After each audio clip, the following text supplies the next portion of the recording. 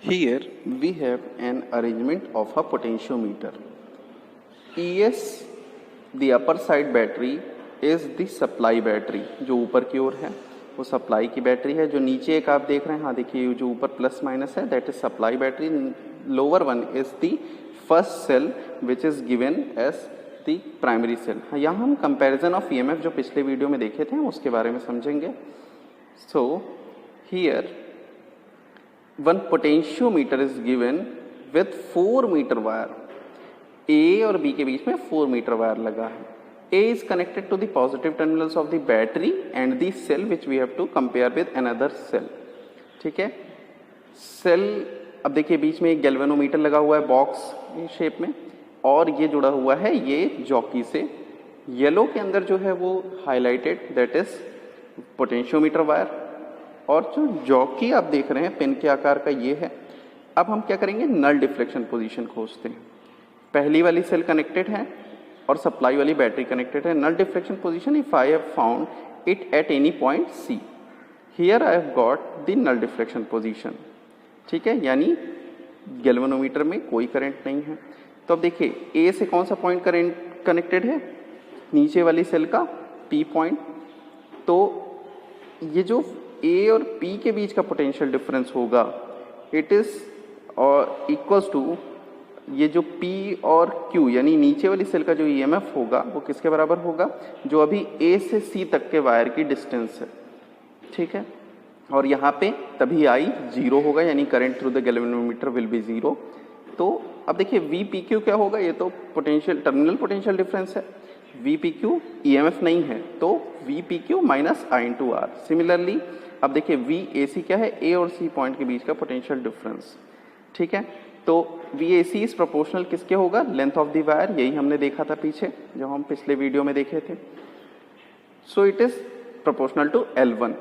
Similarly connecting the second cell, अब हम E2 एक सेकेंड सेल लेके आए, उसके फर्स्ट सेल को हमने हटा दिया, सेकेंड सेल से कनेक्ट किया, फिर से नल डिफ्लेक्शन खोजा. इस बार लेंथ मान लीजिए L2 लेंथ पे हमारा डिफ्लेक्शन जो है through the galvanometer is zero. Now it means अब जो लेंथ आई L2 यानी D तक की पोजीशन का ये जो पॉइंट आया A से D तक, ठीक है, ये इसका जो बीच का पोटेंशियल डिफरेंस होगा that is VAD. It is proportional to how much, the length of the wire. So E2 is proportional to length of wire और E1 is length of wire L2. यहाँ हमने देख लिया कि L2 लेंथ पे उसका जो सेकेंड सेल है उसका नल डिफ्लेक्शन पोजीशन मिलता है. So E1 by E2 will be is equals to AC that is L1 and AD that is L2. यही हमने अपने वीडियो में पिछले देखा था. ठीक है, तो और इस वजह से हम रेशियो ऑफ ईएमएफ निकाल पाए थे और उसके बाद हम कंपैरिजन ऑफ ईएमएफ हमने किया था. सो the balancing condition for this will be E1 by E2 is equals to L1 by L2. Now in next video we will see how internal resistance is calculated. Thank you. In previous class we have studied application of potentiometer. In this we have studied the comparison of EMF of two cells using potentiometer device. Today we are going to study internal resistance of a primary cell using potentiometer. Here we have a potentiometer arrangement and one cell and one resistance box is given to us. This one is separate assembly for putting some value of resistance. And this one is a cell which we have to calculate the internal resistance of this cell. So here we have a potentiometer. यहाँ आप देख रहे हैं it has some length of wire. It is connected to a battery and a key. One jockey is also there, jockey and one galvanometer. Galvanometer I have told you that it tells only the direction of current, and jockey it is simply the stick of any metal. So if I am connecting here this complete assembly of potentiometer has potential gradient small k. Potential gradient मैंने आपको बताया था potential drop per unit length, यानी यहाँ battery का higher potential connected है, यहाँ lower, so point A will be at higher potential, point B will be at lower potential. But as we move our calculation or the measurement of potential, we can see that here it is higher and here I am coming, then the potential drop is reduced.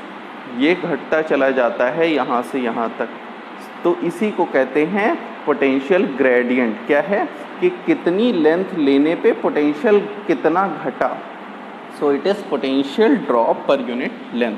तो इसका potential gradient क्या पहले से हमने major करके रखा है, potential gradient ये मैं मेजर करना आपको अभी एक न्यूमेरिकल में बता दूंगा। पोटेंशियल ग्रेडियंट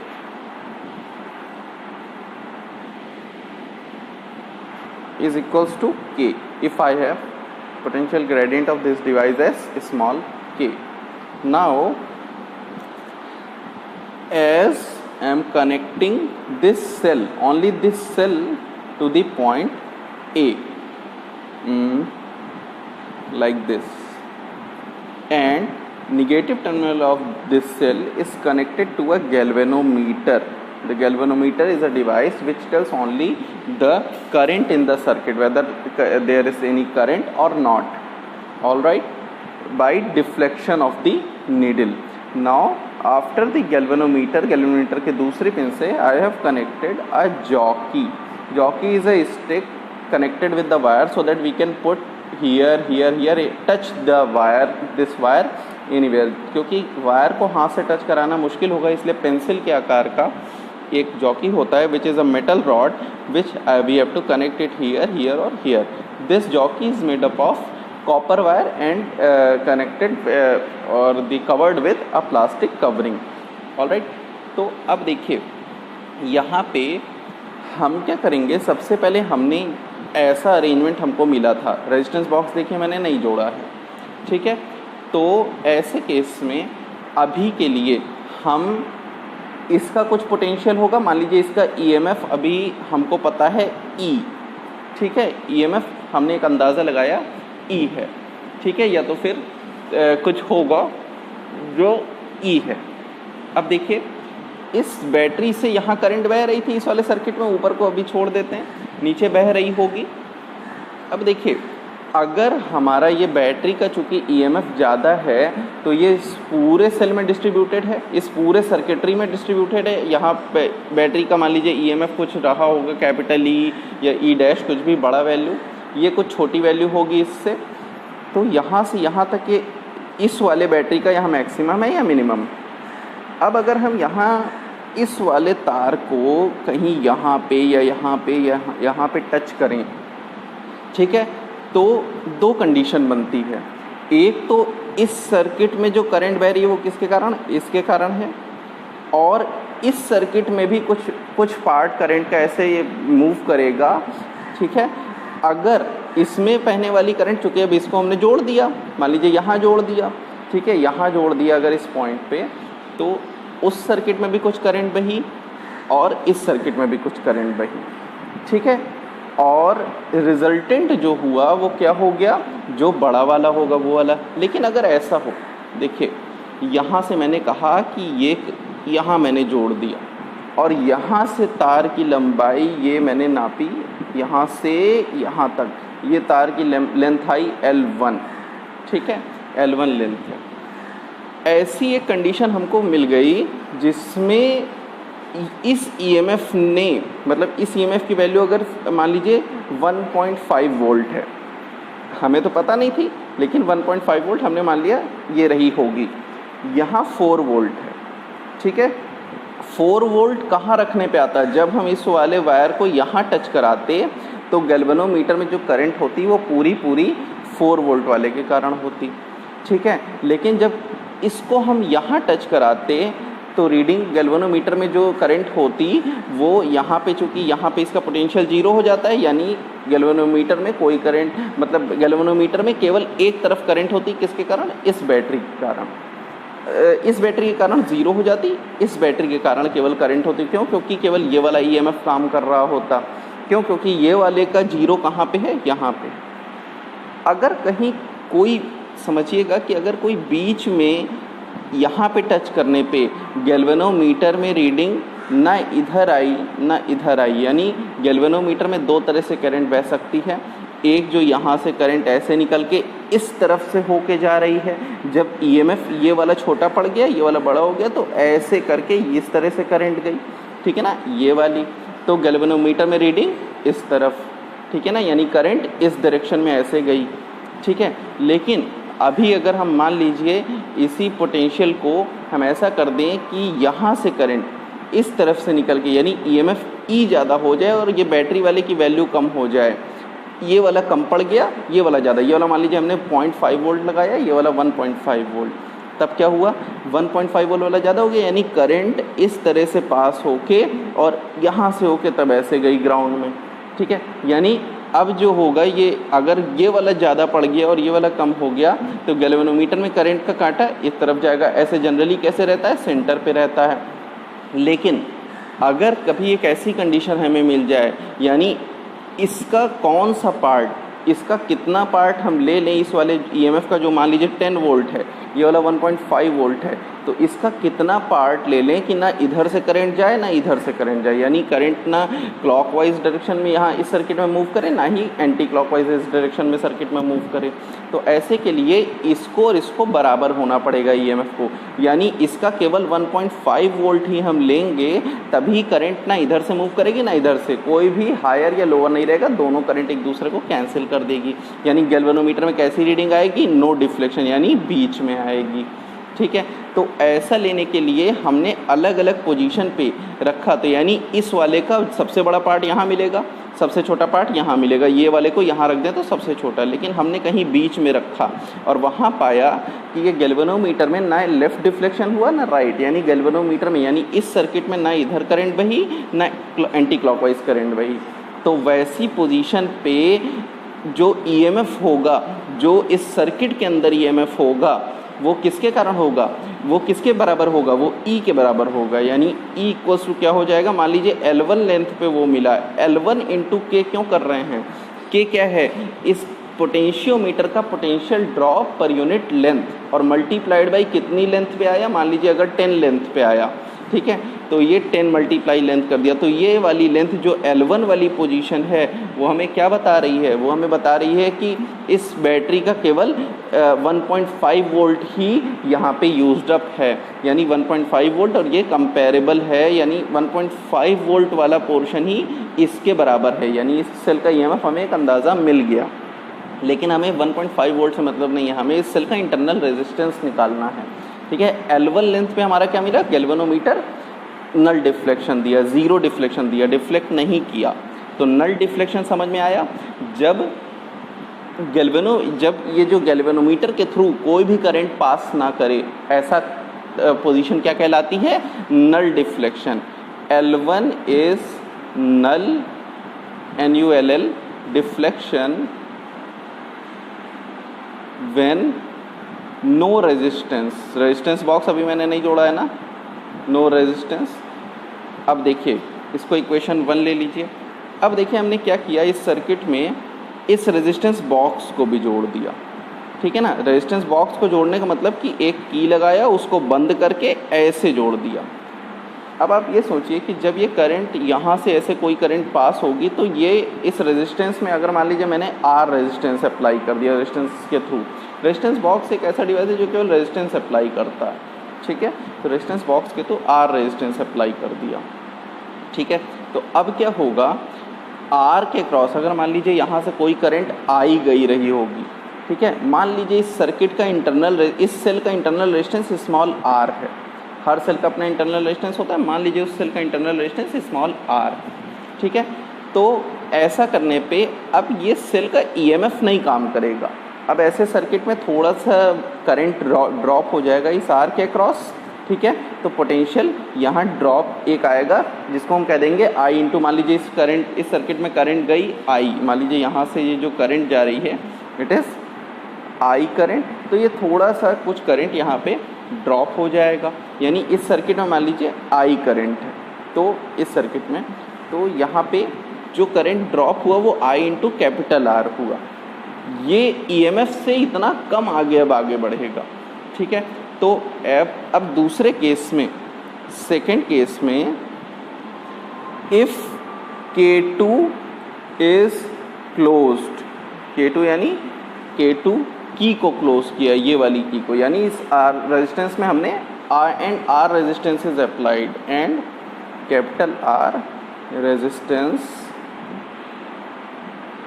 इज अप्लाइड,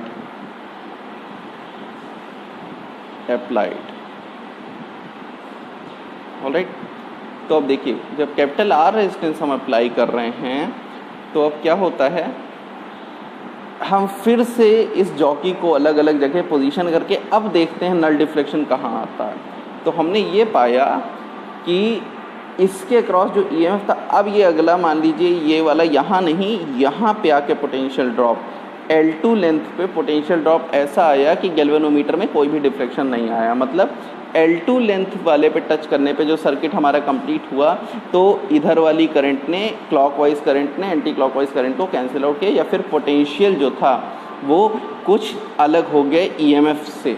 तो मान लीजिए V जो है, जो नया पोटेंशियल ड्रॉप है वो V नाम दिया मैंने, जब रेजिस्टेंस लगा दिया तब potential drop per unit length तो पोटेंशियोमीटर का है वो तो K ही रहेगा, मल्टीप्लाइड बाई इस बार L2 लेंथ पे नल डिफ्लेक्शन मिला है, तो ये इक्वेशन 2 हो गई। तो इसका मतलब क्या हो गया, अब हम रेशियो ले लें, E by V is equals to L1/L2 हो जाएगा, ठीक है। यहाँ K क्या है इसको आप समझिएगा कि ये पोटेंशियोमीटर की प्रॉपर्टी है कि पूरी लेंथ जो है वो मान लीजिए L है और पोटेंशियल अप्लाई V है, तो V/L potential drop per unit length होगा। अब देखिए ये इक्वेशन तो हमारी आ गई। नाउ अब हमको पता है कि अंदर जो सर्किट है, ये वाले सर्किट में जो I करंट होगी, जो EMF होगा इन सर्किट, जो एडिशनल सर्किट है उसमें E is equals to I, R plus R resistance है ना वहाँ पे, तो R प्लस R रेजिस्टेंस। अब देखिए यहाँ पे जो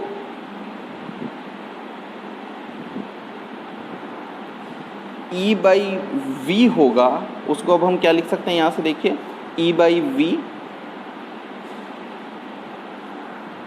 आई R प्लस इस कैपिटल R और आई R, V की जगह आई R, तो यहाँ से E बाई वी हम लिख सकते हैं R plus R upon R या L1/L2, ये तो हमने पहले ही देखा है ये वाला, ठीक है। तो अब ये R प्लस 1/R, अब इसको थोड़ा सॉल्व कर लें तो 1 plus R/R is equals to L1/L2। यहाँ से हमें क्या मिलता है, स्मॉल r ही इंटरनल रेजिस्टेंस है, small R/R is equals to L1/L2 minus 1, या फिर हम इसको लिख सकते हैं ये हो गया 1 plus R by capital R is equals to L1/L2, ठीक है। और R इज इक्वल्स टू, यहाँ से सॉल्व कर लीजिए, L1 माइनस L2/L2 और multiplied by R L1 minus L2/L2।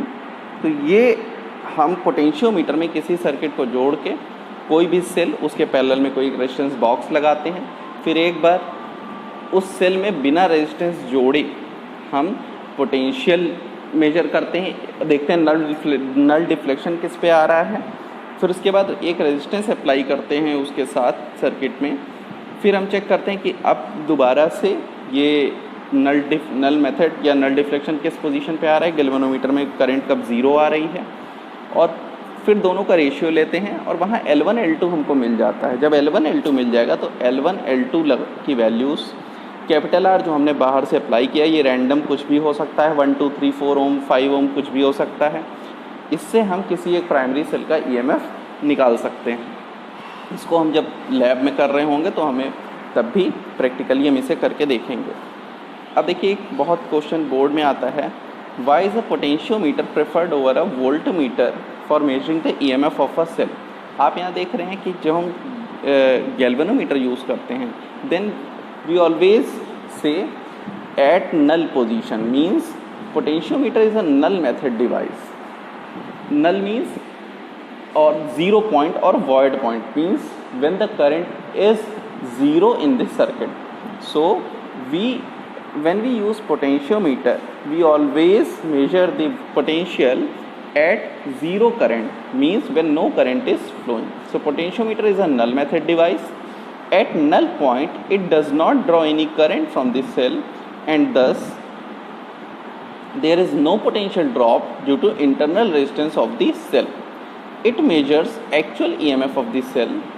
That is why potentiometer is superior to voltmeter. ये हमेशा EMF निकाल सकता है, वोल्टमीटर कभी सेल का EMF नहीं निकाल सकता, क्योंकि वो हमेशा कुछ ना कुछ वहाँ पे करंट ड्रॉप कर जाता है पोटेंशियल ड्रॉप के फॉर्म में। Alright, now one more question is asked, what is sensitivity of a potentiometer. तो सेंसिटिव, ये बताइए कि हमने पोटेंशियल ड्रॉप पढ़ा, पोटेंशियल ड्रॉप क्या चीज़ है, पोटेंशियल ग्रेडियंट क्या चीज़ है, potential drop per unit length. Potential drop per unit length, अगर वो जो हमने पोटेंशियल मीटर वायर जो यूज़ किया, अगर 4 मीटर का यूज़ किया और हमने उस पर बैटरी कनेक्ट की 10 वोल्ट की, तो 10/4 मीटर, ठीक है, तो 10/4 मीन्स 2.5 वोल्ट पर मीटर का पोटेंशियल ग्रेडियंट है। यानी एक छोटा, जैसे जैसे हम या फिर अगर इसको हम ऐसे कर दें सेंटीमीटर में चेंज कर दें, तो पोटेंशियल ग्रेडियंट क्या होगा, 10 वोल्ट डिवाइडेड बाई 400 सेंटीमीटर, तो कितना हो जाएगा 1/40 वोल्ट पर सेंटीमीटर। यानी हर सेंटीमीटर चेंज करने पे कितना पोटेंशियल चेंज होता है, 1/40। छोटा छोटा पोटेंशियल है, पॉइंट आप इसको कह सकते हैं कि 1/4 है, 0.25 0.025 के अराउंड में देख लीजिए कितना है, 10 to the power -1 and 1/4, so it is 0.25 multiplied by 10 power -1, so it is 0.025 volt पर सेंटीमीटर। लेकिन अगर यही हमारा 4 मीटर का, ये जो मैंने 4 मीटर का वायर लिया है, इसको 400 सेंटीमीटर में चेंज कर दिया है, अगर मैं 10 मीटर वायर लेता तो ये 1000 हो जाता, और 1000 के केस में क्या हो जाता, कितने सेंटीमीटर, 1/100, यानी 0.01, ये छोटा है या ये 0.01 वोल्ट पर सेंटीमीटर। इतने छोटे छोटे वोल्टेजेस को पर सेंटीमीटर हम तार में ऐसे ऐसे रखते जाते जॉकी को, और अलग अलग वोल्टेज नाप पाते, यानी इतनी छोटे वोल्टेज तक के वेरिएशन को ये नाप सकता है, और ये थोड़ा कम सेंसिटिव है। ऑलराइट, तो sensitivity of potentiometer depends on the potential gradient along its wire. जितना छोटा पोटेंशियल ग्रेडियंट होगा उतना सेंसिटिव पोटेंशियोमीटर होगा। So sensitivity of a potentiometer can be increased by first increasing the length of the potentiometer wire. If length is fixed, the sensitivity can be increased or potential gradient can be decreased by reducing the current in the circuit with the help of a rheostat. अगर मान लीजिए length हमने fix कर दी कि हम 4 ही metre का wire use करेंगे और उसको भी चेंज नहीं कर सकते लेंथ, तो हम करंट की वैल्यू को हम रिड्यूस करेंगे, और करंट जैसे छोटी हो जाएगी तो इसका मतलब है कि वहाँ पे हमारा जो पोटेंशियल ग्रेडियंट है वो कम हो जाएगा, और पोटेंशियल ग्रेडियंट कम होगा तो सेंसिटिविटी इंक्रीज कर जाएगी। ये क्वेश्चन पूछा जाता है कि आप एक पोटेंशियोमीटर को कैसे ज़्यादा सेंसिटिव बना सकते हैं।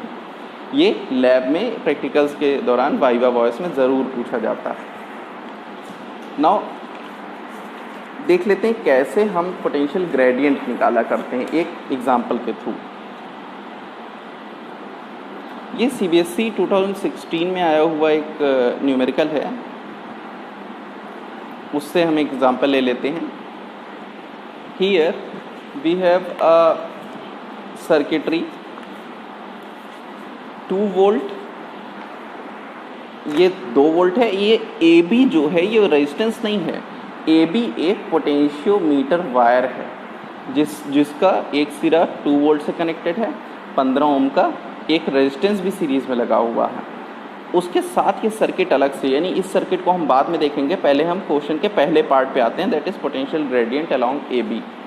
सो for calculating the potential gradient, देखिए टोटल रेजिस्टेंस प्राइमरी सेल का, total resistance of primary circuit मतलब जो आपका पोटेंशियोमीटर का सर्किट है, प्राइमरी सर्किट क्या होगा ये, देखिए 15 ये, और ये इसका दिया हुआ है 10 ओम रेजिस्टेंस का, ये पूरा वायर है 1 मीटर लंबा है, तो 15 + 10 25 ओम्स। ईएमएफ कितना दिया हुआ है ऊपर वाला वोल्ट का, 2 वोल्ट्स का। Now current in the wire A B, current कितनी है होगी, करंट इन ए बी क्या होगा, I = V/R, it is 2/25, so it is 1/12.5, almost 0.8 volt, ठीक है, 25 8 200। अब देखिए P D potential difference across A B कितना होगा, पोटेंशियल, देखिए पोटेंशियल ड्रॉप कितना होगा ए बी के अक्रॉस, करंट मल्टीप्लाइड बाई वो रेजिस्टेंस, तो करंट कितनी अभी हम देखें, current multiplied by resistance, so current तो हमने अभी निकाल ली, और देखिए 0.8 वोल्ट लिख दिया मैंने, एम्पियर, 0.8 मल्टीप्लाइड बाई 0.08, अच्छे से 2 0 लगाना पड़ेगा, 0.8 multiplied by 10, so it is 0.8 volts, ठीक है। अब देखिए पोटेंशियल ग्रेडियंट अब क्या चीज़ होती है, पोटेंशियल ड्रॉप पर, देखिए पोटेंशियल ड्रॉप हमको इसके अक्रॉस पता चल गया, अब इसकी लेंथ से अगर हम इस पोटेंशियल ड्रॉप को डिवाइड कर दें, potential gradient is equals to potential drop divided by length, तो ये जो होगा 0.8 पोटेंशियल ड्रॉप आ गया पूरा वायर के क्रॉस, और इसकी लेंथ क्या है, 1 मीटर को 100 सेंटीमीटर में, इसमें हमेशा सेंटीमीटर यूज़ करेंगे, तो क्या होगा 0.008 वोल्ट पर सेंटीमीटर। ये आप इस तरह से, ये मैंने अभी केवल ऊपर वाले आधे सर्किट का बताया है, तो इस तरह से हम पोटेंशियल ड्रॉप निकालते हैं। इसका सेकेंड पार्ट हम नेक्स्ट लेक्चर में देखेंगे। तो फिलहाल पोटेंशियल ग्रेडियंट निकालने का ये तरीका होता है, और ये हर पर्टिकुलर पोटेंशियोमीटर का अपना पोटेंशियल ग्रेडियंट होता है। Alright, thank you.